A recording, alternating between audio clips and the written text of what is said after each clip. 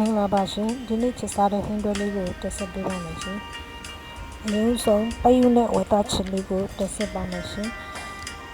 ဝက်သားနဲ့ပဲယူချက်ဖို့တဲ့ဝက်သားကိုရေစစ်သက်စင်ပြီးအရွယ်တော်လေးတွေတုံးရလို့ရှင်စားချုံမှုတခြားနဲ့ပန်းငယ်ပြည့်ရင်းနဲ့ထည့်ပြီးတော့နှည့်ပေးပါမယ်ရှင်ငရုတ်ကောင်းမှုပါနည်းနည်းလေးထပ်ပေးလိုက်ပါမယ်ပြီးလို့ရှိရင်အသားတဲ့ရတာလေးဝင်သွားလို့ဒီချမ်းနဲ့ပေးပါမယ်ရှင်အခုခင်းချစ်ဖို့တဲ့ဒဲဥပူတဲ့ကိုစီနည်းနည်းထပ်ပါမယ်ပြီးရင်စနစ်မုတ်လေးနည်းနည်းစီတက်ပြီးလို့ရှိရင်ခက်ကမွေးကြိုင်ငရုတ်တီးချက်တော်ချင်းနဲ့ချက်တော်ဖြူထောင်းနာတာကိုထပ်ပေးလိုက်ပါမယ်ချက်တော်လေးတွေကိုကျစ်ပြီးလို့ရှိရင်မွေးလာတဲ့အထိနည်းနည်းလေးကြော့တဲ့အထိစီတက်ပြီးချော်ပေးပါမယ်ရှင်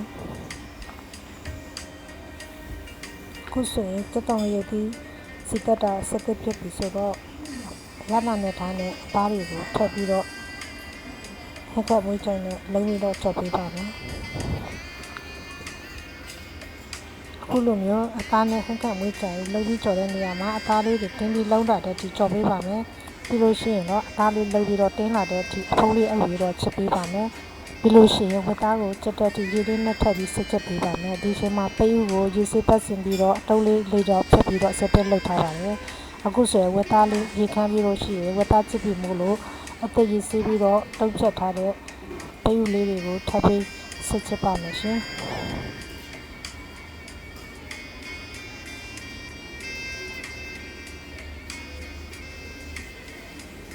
ပဲဥကလည်းဒီနေရာမှာအသက်ပြုတ်ထားတဲ့ပဲဥမို့လို့ပဲဥလည်းချစ်နေပြီးသားမို့လို့ခဏလေးနဲ့ဝက်သားနဲ့ရောပြီးချစ်ပေးပြီးလို့ရှိရင်အဖုံးလေးခဏအုပ်လိုက်ပါမယ်ပြီးလို့ရှိရင်ရေနည်းနည်းထပ်ပြီးလို့ရှိရင်ချက်လိုက်ပါတယ်ရေထပ်ဖို့အတွက်ကျွန်မကဒီနေရာမှာ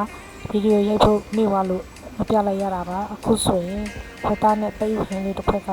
အစက်သက်ရောက်သွားပါပြီရှင်ဝက်သားပဲဥစီပြန်ဟင်းလေးစီပြန်ရေကြံလေးတစ်ခွက်စက်သက်ရပါပြီရှင်အခုဆက်လက်ပြီးတော့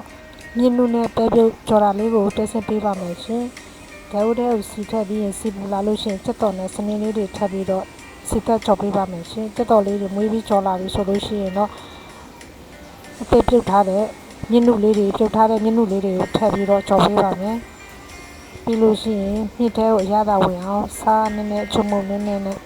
ထပ်ပြီးတော့ဆက်ပြီးတော့ကြော်ပေးပါမယ်ရှင်။စားလေးနည်းနည်းထပ်လိုက်ပါလေ။ပြီးရင်ချုံမုံလေးနည်းနည်းကိုပါထပ်ပေးပါမယ်ရှင်ပြီးလို့ရှိရင်နည်းနည်းလေးမွေပြီးပြီးလို့ရှိရင်အဖုံးလေးအုပ်ပြီးတော့ခဏကြော်ပေးပါမယ်ရှင်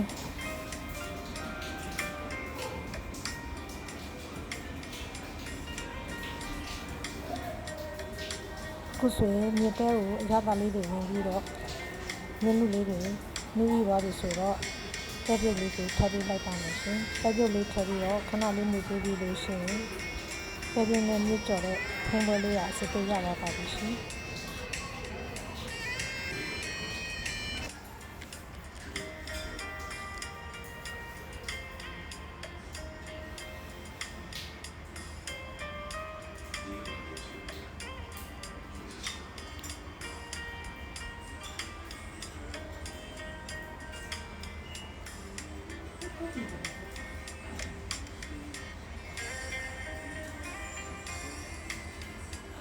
ပဲပြုတ်နဲ့မြင်းနုကြော်လေးစက်တရပါပြီရှင်စလစ်ပြီးတော့ချမောက်ရေတောက်ခင်းလေးတစ်ခွက်ကိုချက်ဖို့တက်စစ်ပါမယ်ဒဲဥပူတဲ့စီလေးနဲ့ထပ်ပြီးတော့ချက်တော်လေးစီတက်ပြီးရင်အပီးလေးနဲ့ထပ်လိုက်ပါတယ်ချက်တော်နဲ့ငပီးကိုစီတက်ပြီးလို့ရှိရင်တော့ချမောက်ရေစေးတက်စင်ထားတဲ့ချမောက်ချွေထားတာကိုထပ်ပြီးတော့ချက်တော်ငပီးနဲ့ရောပြီးတော့ခြေပြီးတော့မြှေးပေးပါမယ်ချမောက်ရေလေးတွေနှူးပြီးတော့ဤလာပြီဆိုလို့ရှိရင်ဟင်းတစ်ခွက်စာတဲ့ရေထပ်ပြီးတော့ချမောက်ဟင်းရေလေးကျိုးပေးပါမယ်ဟင်းလေးတစ်ခွက်စာမလို့ရေကိုဟင်းတစ်ခွက်စာပဲထပ်ပြီးတော့ကျိုးပေးပါမယ်ရှင်ဖုံးလေးအုပ်ပြီးတော့ကျိုးပေးလိုက်ပါတယ်ပုတ်ပွဲဆူလာလို့ရှိရင်တော့လိုအပ်တဲ့အရသာစားအချုံမှုထပ်ပြီးလို့ရှိရင်တော့နည်းနည်းလေးမွေပေးပြီးရင်အဖုံးလေးအုပ်ပြီးတော့ဆက်ကျိုးပေးလိုက်ပါမယ်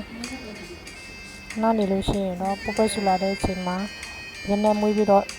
ရတာရှိတဲ့ချက်မောင်ချင်းဟင်းလေးတစ်ခွက်ရပါပြီရှင်အခုဆိုရင်ဒီနေ့တွဲစားတဲ့ချက်မောင်ဟင်းရတောက်ကလေးရယ်မြင်းနဲ့ပဲပြုတ်ကြော်လေးရယ်ဝက်သားနဲ့ပဲဥဟင်းလေးတွေကအစစ်ဖြစ်ပြီးနေလို့စားဖို့တည့်ပြည့်စလိုက်ပါအောင်မယ်ရှင်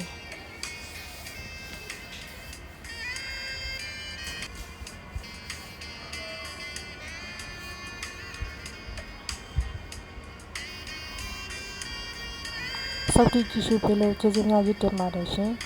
like and subscribe follow လေးလုပ်ဖို့မမေ့ပါနဲ့နော်ကျေးဇူးများကြီးတင်ပါတယ်ရှင်